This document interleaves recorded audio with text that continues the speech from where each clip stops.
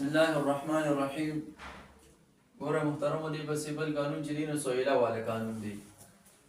نو د دې قانون خلاصه داسې ده، دی وایي هر حمزه چې هغه متحرکي یا او ماقبل چې کوم دی نو مضموم یا نو د ماقبل والے حرکت موافقو و دا حمزه چې کوم دی نو موږ څه کوو حرف علت سره بدلو. لکه ګوره سوئله نو حمزه چې کوم دی متحرک دی ماقبل سین دی او سین چې کوم دی نو مسموم دی.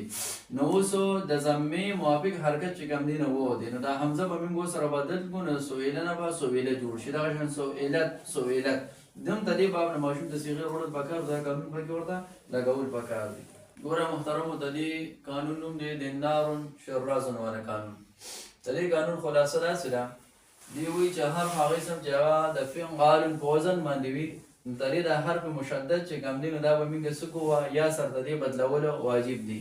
فعل لکه وګوره دینارون بروزن فعل، شرازون بروزن فعل. نو اوس دینارون کې وګوره دا نون چې کوم دی نو مشدد دی، نو په دې کې به دا یو نون یعنی د مشدد نون مطلب دا دی چې دوه نونان به راغلي، نو دا یو نون به موږ یا سره بدل کوو نو د دینار نه به څه جوړ شي دینار به جوړ شي.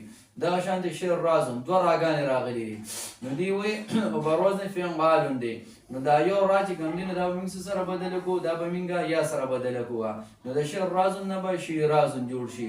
نو دا قانون چې د فعل په وزن باندې اسم راغلی وي نو د دې د حرف مشدد چې کوم دی نو دا به موږ یا سره بدلو، لکه دینارون دینارون او شیرازون شیرازون.